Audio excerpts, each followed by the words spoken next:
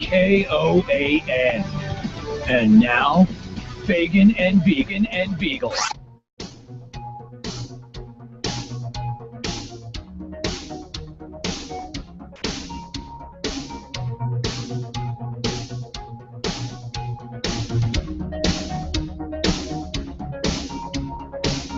All right, welcome to the broadcast. 6 minutes past 6 o'clock.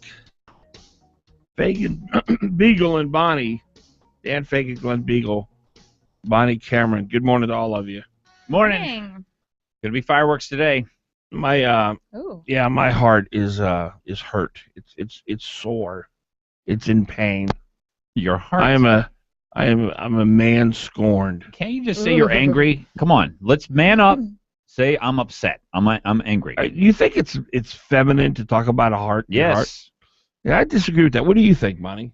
No, I like it. Your but husband comes home every day and says, Bonnie, let me tell you about my heart. Well, if your husband's gay, he would sound like that. Okay, well, my question to you still stands. Bonnie, my heart just really hurts. Has your husband ever come home and talked to you about his heart? I just love that shade of lipstick on you. The only time I saw him cry was before we got married. Aww. I haven't seen him cry since. That's because he's so happy. I cry. That's right. You can cry for happiness. I cry every day. I'm about to cry now. Well, I hear as men get older, they get more emotional. Really? Maybe that's why you're finally showing some maturity. No, I do. I cry a lot, but can't you just be angry? Be angry with me, Dan. No, I am hurt. Be upset.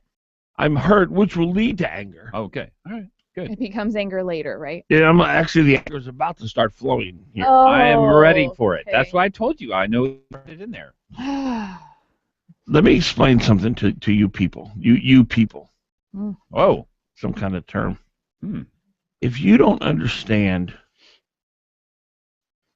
that when the government tells an entrepreneur, Glenn, is spelled E-N-T. yes. He's right. You know that he's not going to finish that because he doesn't know how to spell unless he's looking at it. I have no idea how to spell entrepreneur. I think it starts with the E-N-T, but that's no.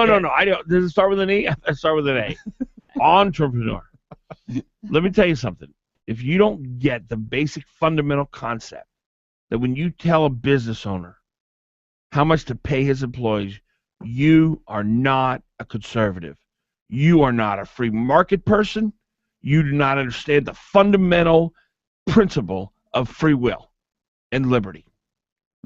End of subject. End of subject. Subject over. So over. I missed this story. Can we hear what it's about? Well, Dan Sullivan, who during the primary said he was opposed to the minimum wage, has now flip-flopped. And for the first time in my life that I'm aware of, I agree with Vince Beltrami, and he has flip-flopped in favor of the minimum wage. And as Beltrami said in the Alaska Dispatch News, because the majority of Alaskans agree with it. So Sullivan has now said that he will vote in favor of raising the minimum wage.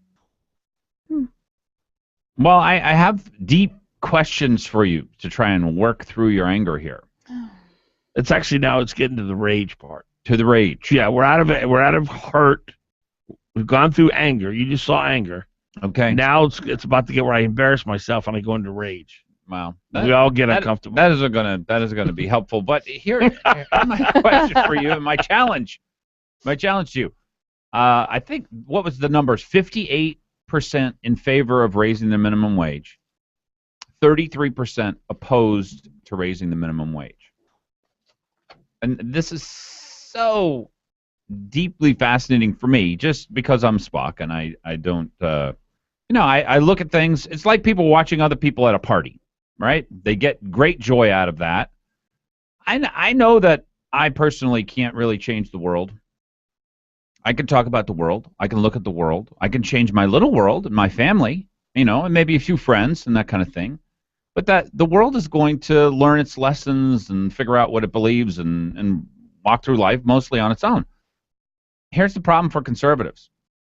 We lost this argument. And here's how you know you lost the argument. If you go to the average person and you say, in your first job, were you worth $10 an hour? Almost everyone will say, no way. If you'd have hired me at $10 an hour, you would have been a fool. You would have been a joke. You couldn't possibly have run a business. And you go to the same people and say, should we pay $10 an hour to everyone? And 58% of people say yes, and 33% of people say no. And so here's the problem for conservatives. It isn't that when someone believes this, they don't believe in the free market. They don't agree with us. They just don't. So now what? Now we got to move on. Now what? Now what are you going to do? You can't get elected anymore unless you figure people are worth $10 an hour because people are not honest with themselves. There's a lot deeper problems going on here other than the fact that we've lost this argument. Conservatives have lost the argument about paying people way more than they could possibly be worth. We've lost the argument that people's prices are going to rise dramatically for the hamburger that they already can't afford, and they're going to go up another $2.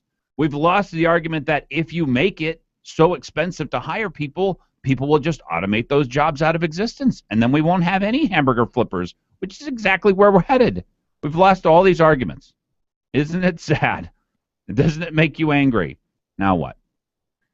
So he said in a prior debate that he did not support it, and now just because he sees a few poll numbers, he all of a sudden supports it? Well, that's not the way he characterized it. He said that after talking to many Alaskans... Oh, please. Well, everybody agrees. It's obviously a political move. Mm-hmm. I'm not going to... we obviously can't prove that. It's possible, but I don't believe it. I don't believe we've lost any arguments. There's nothing that's true that we've lost. Okay. Truth will always rise. And the only way truth doesn't rise is if we take the position that we've lost the argument, let's stop trying. I'm not saying stop trying. I don't think you heard me stop trying. I just accept that 58% of people said, I would really like for my hamburger to be a lot more expensive and for a lot fewer people to be hired. But if the people heard most people have never heard what you just said. Oh, really? The 58%, Glenn, they've not heard that side of it. Where would they hear it? I don't know. Not in school, although we did have a teacher who called up and said he walks people through this argument, and by the end of the class, by the end of him going through and telling people, do you think that if you were to sit down agree with him, the 58% one at a time and lay out the facts as you just did, you don't think you could convert half of them? I guarantee you could. Maybe they don't get that information anywhere else. Yeah, it just sounds good and it feels good. Trying. Right. We can't accept a defeat here. I'm not accepting any defeat. You said that's exactly what you just said. What I'm accepting is the fact that 58% of people want to vote for this. Right. Want to vote for minimum wage. We keep persuading. We keep making our case. Of course. Because we've got truth on our side. All right. You disagree? No, we do. This will make it much harder for a small business person to open a business in Alaska. This will pay people far beyond what they could possibly be worth. When I started making tacos at Taco Bell, I earned $3.15 an hour. That was outrageous at that time. $10 an hour would be ridiculous. That's my view. 614. At that time, $10 an hour would be ridiculous. That's my view. 614.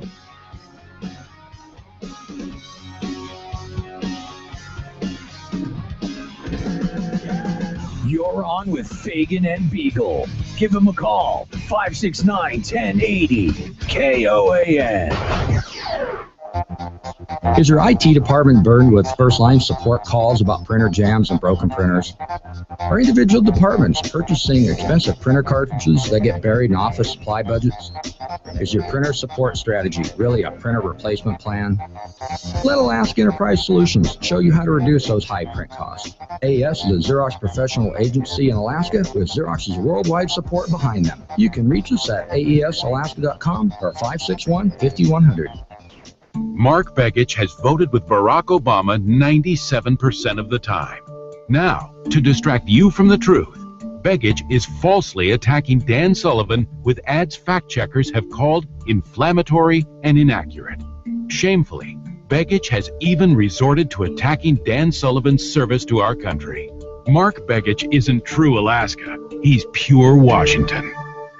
I'm Julie Fate Sullivan. After 9/11, my family left our home in Alaska so my husband, Dan Sullivan, could defend our country, first in the White House under Condoleezza Rice, then deploying overseas as a U.S. Marine. Now Mark Begich is attacking Dan for that service. As somebody whose family has been in Alaska for thousands of years, I have a message for Mark Begich. Alaskans respect military service. We don't attack it. I'm Dan Sullivan. I'm running for the U.S. Senate, and I approve this message. Paid for by Sullivan for U.S. Senate. Being a business owner isn't easy. There's managing people, customers, income, expenses, unexpected issues, growing your brand, and so much more. Ready to be more efficient in everything you do? Then listen to Getting Down to Business with David Weatherholt. Each week, David gives you the inside scoop on the latest business news and trends, along with tools for keeping your business on track. Getting Down to Business with David Weatherholt. Saturday from 8 to 10 a.m. on Hot Talk, KOAN 95.1 FM and 1080 a.m. Hot Talk, KOAN, man.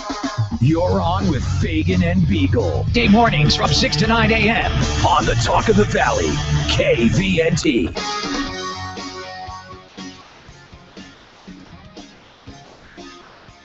.617. Fagan, Biegel, and Bonnie on a, Tuesday morning, September 16th. Welcome to the broadcast. Our number 569-1080, 569-1080.